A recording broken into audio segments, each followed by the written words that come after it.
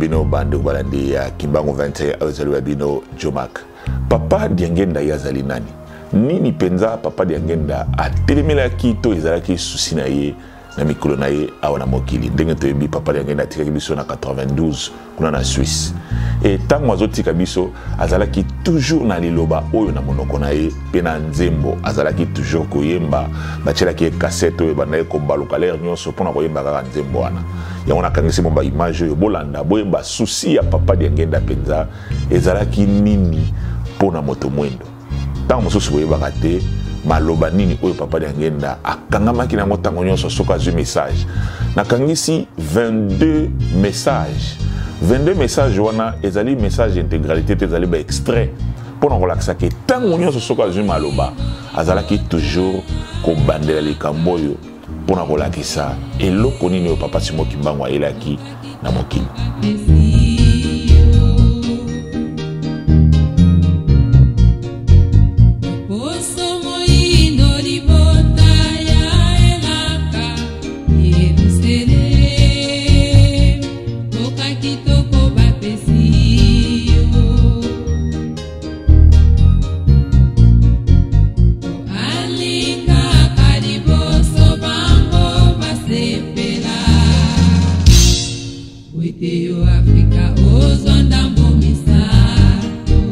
Muntu mwindo alungwa wapi?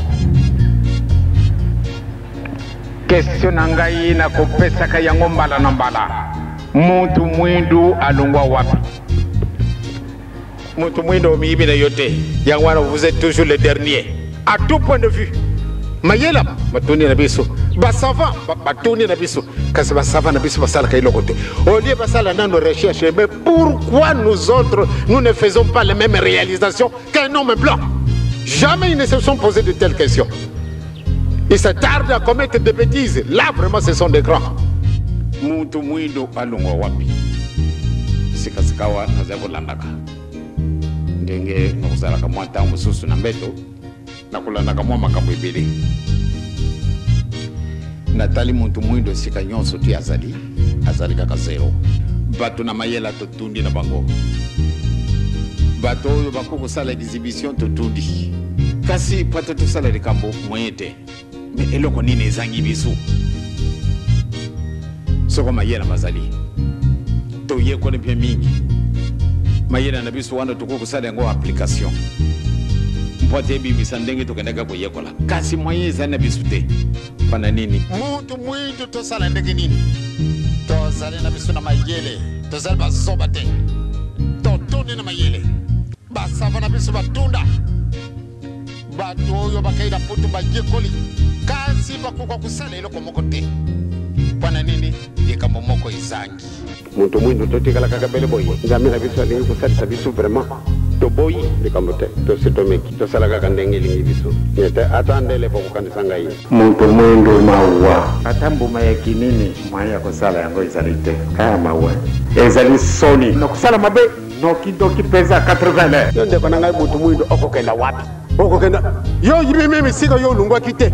Kasi ifoto détruire. Ah baba te wana ezali ngumba ya batu mwindo. Oyo baza kuluba boyo batu mwindo. Fuesia. Wa! Biso totundi na basavant. Basavant na biso basala ka eloko. Totundi na basavant. Totundi na basavant. Basavant na biso basala ka nini? Atambo malomete ezali te. Olia lukana nunzila. Eloko nini ezangi ngai. Te! Il faut que nous kamata boy kana kamata wana. Bayini wana mukolo mususu tokujwa bango bakukenda wapi? Muntu mwindo ukokenda wapi? Balabala nini yokolekela yo? Baninga na biso bakamata kabatu mwindo ebele bakay kuteka bango lokola soko marchandise ezala ki choix. Bakangi batu ebele mingi abalongo na Congo, mingi na Zaire, mingi na Angola. Bakanga makabatu ebele bateki teke bango. Batu bateka milokolo tokoteka kangulu. Obe tokoteka kabantaba. Muntu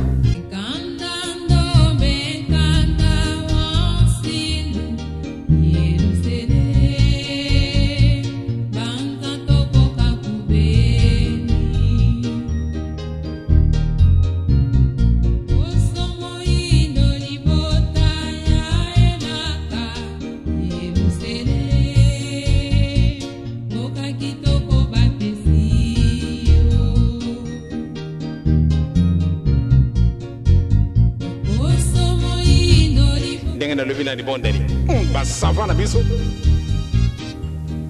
e kasi to kusala kailo ko mokote olete lukada nzila wana ilo konini wana ikatanaka kwa tena sala ilo kote Yezo a lui secrètement cherchez tout d'abord le royaume de Dieu et le reste vous sera donné par surcroît. Zalaka 4400 ans. Mutu boloko. Tout salaka nini. Et libération na biso zalaka quelles circonstances? Empani to kota ki boloko. Boloko na biso sisili. Mutu soko azalaki na kati na boloko. 4400 ans. To tika na kati na boloko. To bimi banda to bima. Tina mokolo malelo eloko moko to kusala ezali te ezali pasi toujours doji la kaka faut pas pesa biso il faut to deva non Pana conférence nationale moto mundo zoba ay conférence nationale de kamo izana conférence nationale te Dikamo ezali kaka bobangi ya banzambe ezali bobandeli ya mayele. C'est tout. Solo tozali na pass. Biso batu mwindo. Tozali na mawa. Tozali na mawa pana nini? Tina mokolo malelo. La paix ezangi biso. Tambola kaka na kati na Afrique. Obe tambola esika nyonso tu muntu mwindo azali. La paix ezangi ye. Elobami na biso mbala na mbala muntu mwindu ye azali nani ye alungwa ki wapi lituni na ngai izali boye muntu mwindu alungo wapi muntu mwindu alungwa wapi natonda kanzambe mingi ndenge mama na ngai yambo ya alubiawa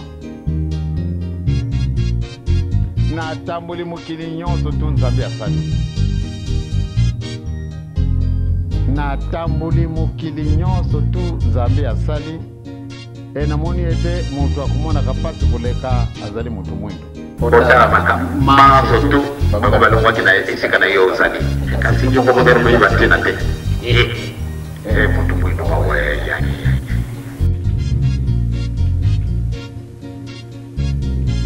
lelo to benga mi batu ya solo tozali batu na mayele basavana bisto tundi kasi tukusala kailoko te pamba te to biminano na mulongo wana banyama te soko wabenge biso wa makaku pamba te différence na batu wana pamba te bango bakusala iloko te ya solo biso ya kutunga bandako soko tomoni ndako kitoko tokuku kambata pla wana totungi me sima izali mabele na biso malgré batu na mayela totundi kasi soko mndele asali biso sima témoin te biloko ndenge na ndenge tukuku sala yango kasi moyen ezali te na tina nini eloko ezangi biso yango na nde toza koluka tozwa si epesamani na yo mwana papa simoki mbangu ibandako na tata na yo alelungwa dengumba bato mwindo bokoka kasoko bokoka kate tina mokolo malelo tokozala arbitre di esengo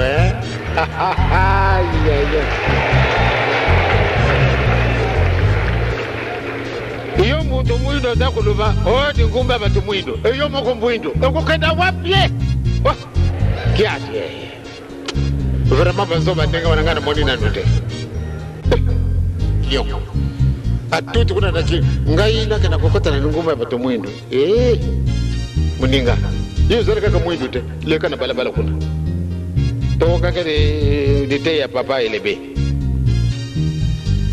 yo soto wana izalia yote kama ta iloko na yo ibanda kwa ya papa simoki bangu kwa daga dia kokotso yo siga ilaka ekasi ngai nake na kokata tu bango manani bakimbakise batongo vraiment di boma iloko nini mukonjela bango ko pesa ka bango boko kaka soko boko kaka te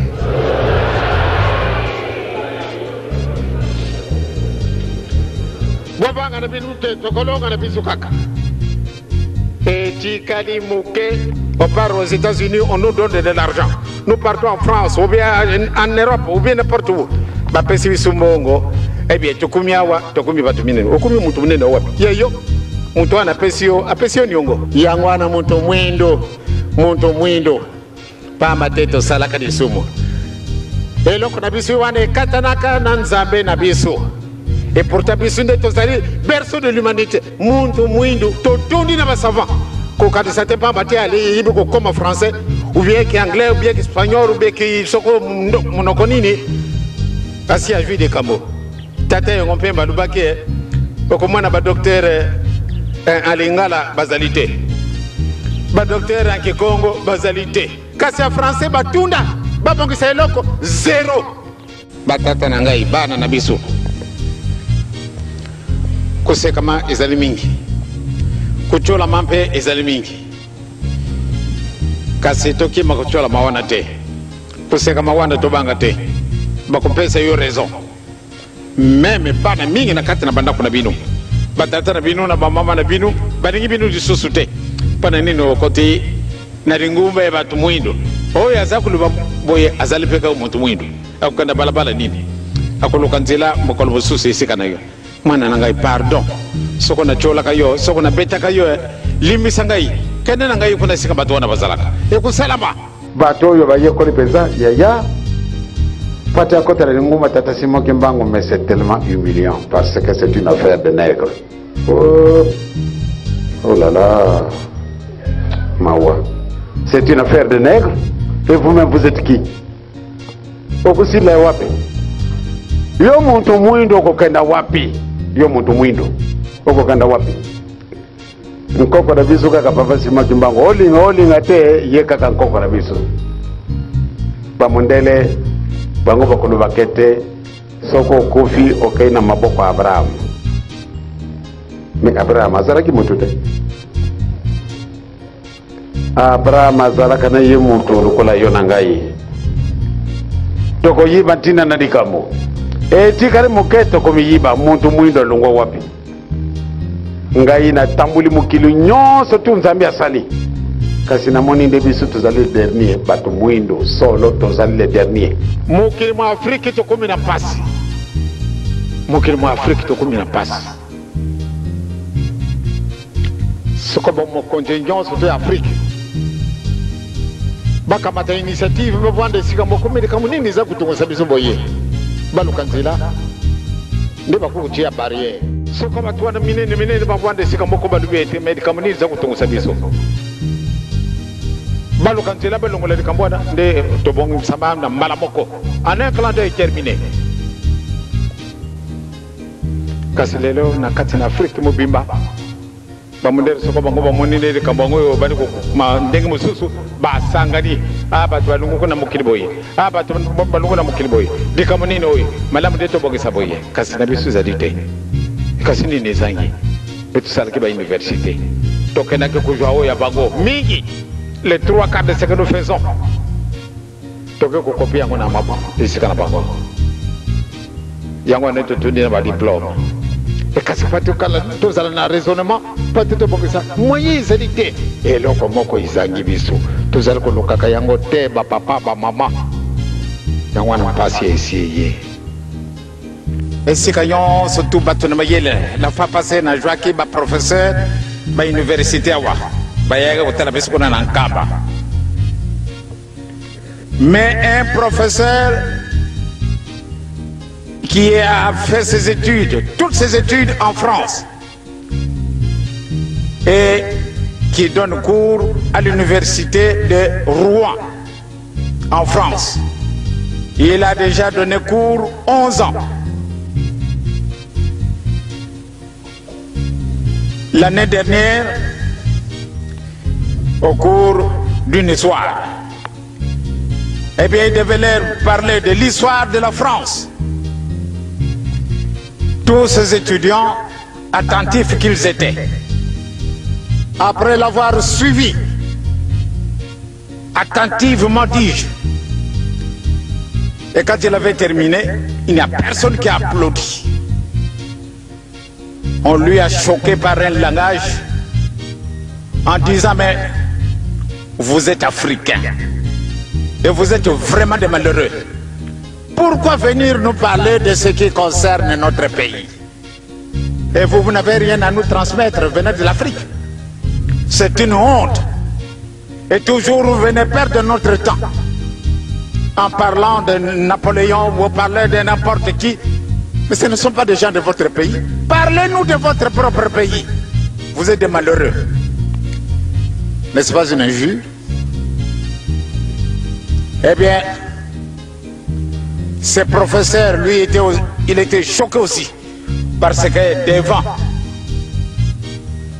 plus de 1000 personnes qui l'attaquent publiquement, alors les étudiants noirs, ils ont dû se croupir pour éviter qu'on les voie.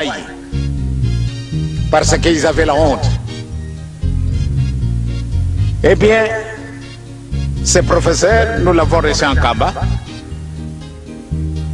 Et il a terminé par me dire, papa, j'ai commencé à chercher depuis la France.